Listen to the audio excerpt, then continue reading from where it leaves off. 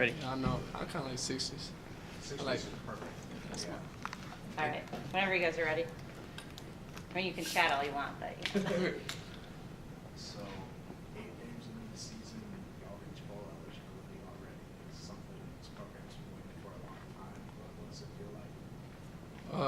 Man, it was great Friday night. Come in with June Jones and with the expectations we had from previous success. How he turned the program around and led SMU to so many bowl games, and to go in a drought, it was tough. But Coach Morris has done a great job of turning this program around, and you can see it on the field Friday night. Just the joy and happiness of the brotherhood that we all had, and the appreciation of the coaches. Finally getting that bowl eligible, and it was huge. But it's just a step towards our goal. We're not satisfied. It's a huge accomplishment, but we still got work to do. Like you said, it's 8 games into the season. The season doesn't end just because we become bowl eligible. So it's on to the next one. We got to go back, and we got a really good opponent this week. And UCF was top 15. So we're focused on how we can game plan and do a good job of protecting home field this week, and try to get one step closer to that conference championship, because there's a lot of teams in the nation that can say we're bowl eligible, but there's not a lot of teams that can say we're the conference champions. So that's still our mission, that's still our goal. So we're going to have a really good practice this week and get ready for UCF. With that in mind, how much do you think that this game against UCF can be, a national statement for your program? It's gonna be huge.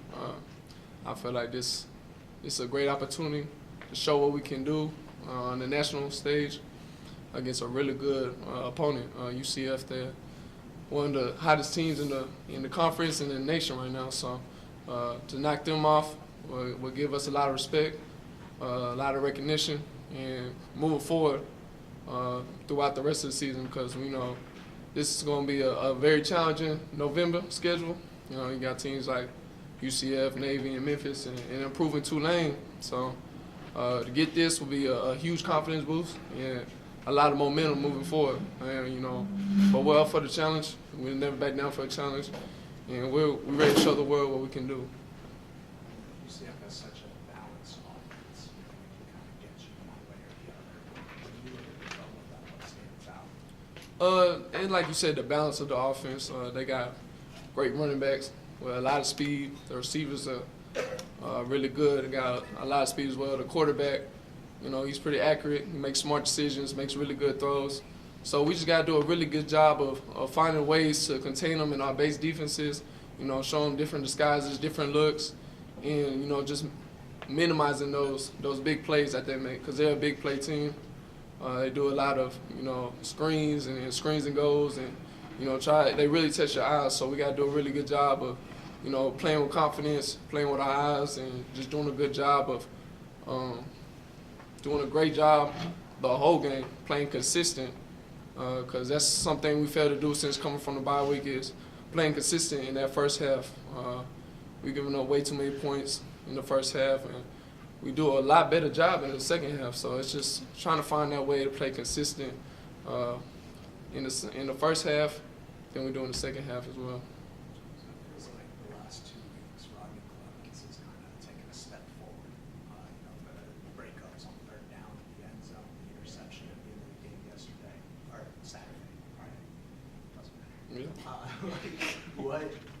What have you seen from him since the bye week? Man, Rodney, we've seen what we've been waiting on. We've always known Rodney Clemens' potential, and it's not surprising to anybody. It was just a matter of time of when it was going to come out. And during the bye week, Coach Morris challenged everybody. Particularly the secondary.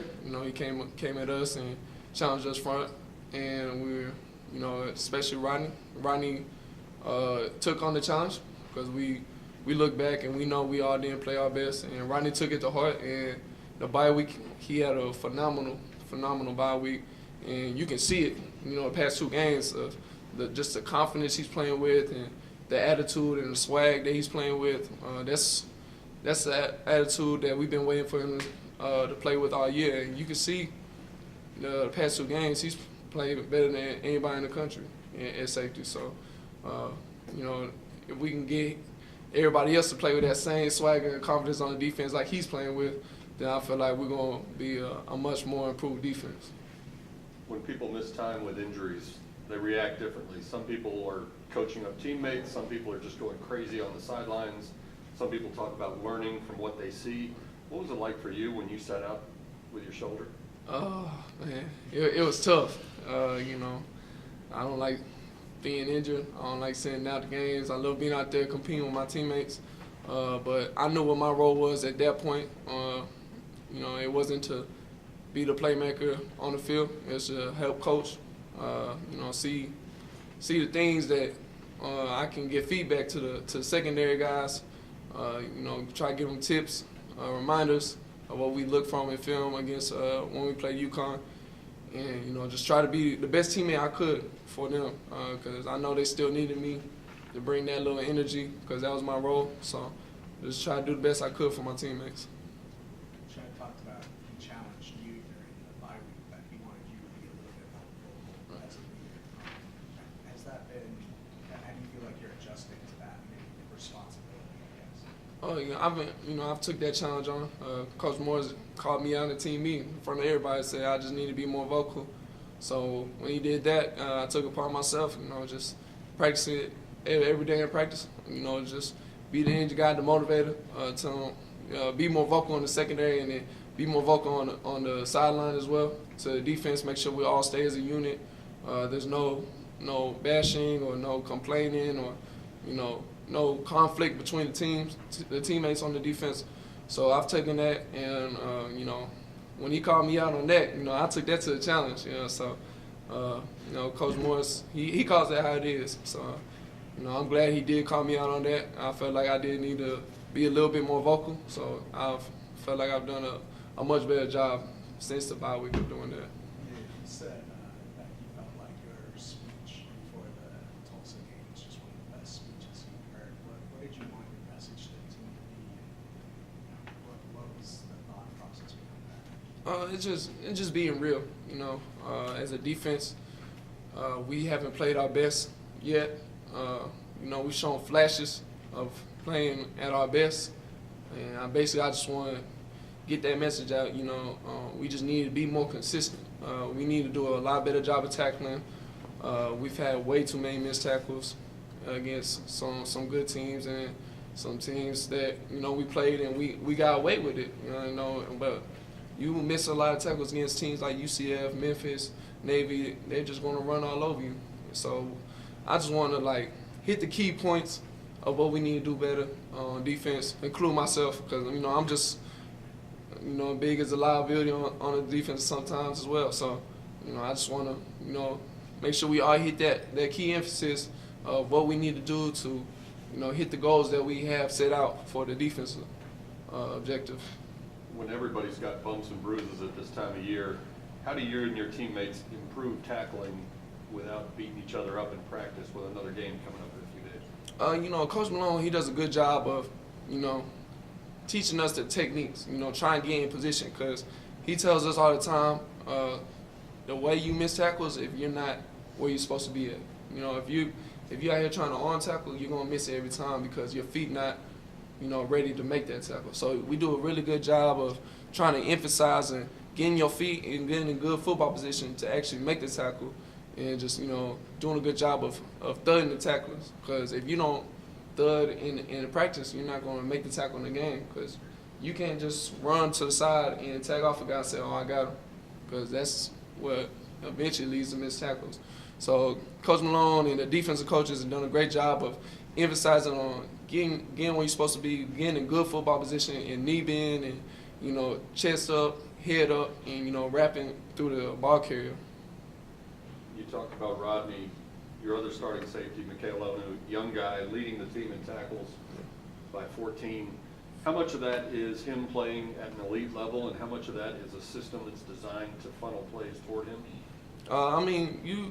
I think it's a combination of both. You know, We do a good job. We're a gap defensive scheme, so you know, you still gotta be a ball player to make those tackles. You know, you still gotta be able to make the tackles when you present with it. And Mikhail, he's one of our most reliable defenders when it comes to making tackle.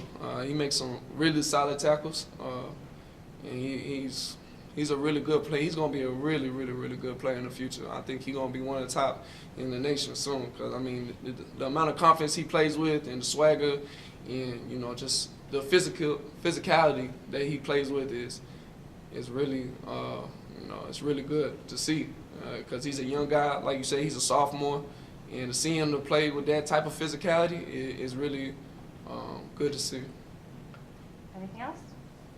Thanks. It's good. Thank you. Thank you.